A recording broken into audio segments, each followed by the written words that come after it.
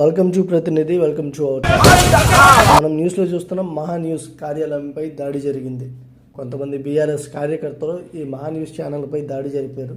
ఈ మహా న్యూస్ ఛానల్పై దాడి వెనక కారణాలు ఏంటనేది మనం ఆల్రెడీ న్యూస్ ఛానల్స్లో తమ్నైల్స్లో ఇలా చాలా వాటిలో చూస్తున్నాం.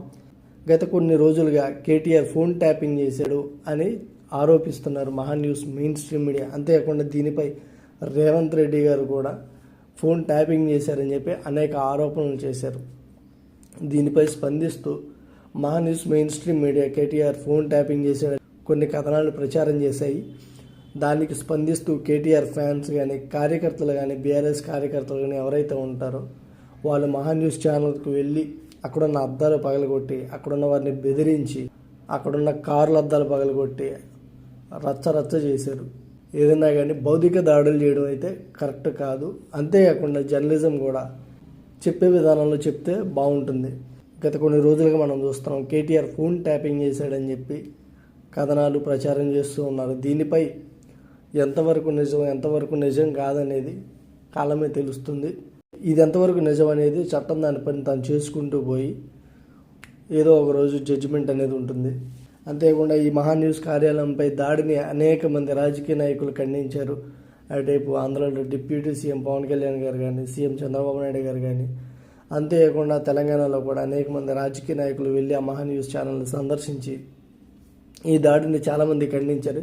దీనిపై కేటీఆర్ కూడా స్పందిస్తూ ఆయన ఒక ట్వీట్ చేశారు. ఏదేమైనా సరే భౌతిక దాడులకు పాల్పడటం అనేది ప్రజాస్వామ్యంలో కరెక్ట్ కాదు అన్నట్లుగా ఒక ట్వీట్ చేశారు.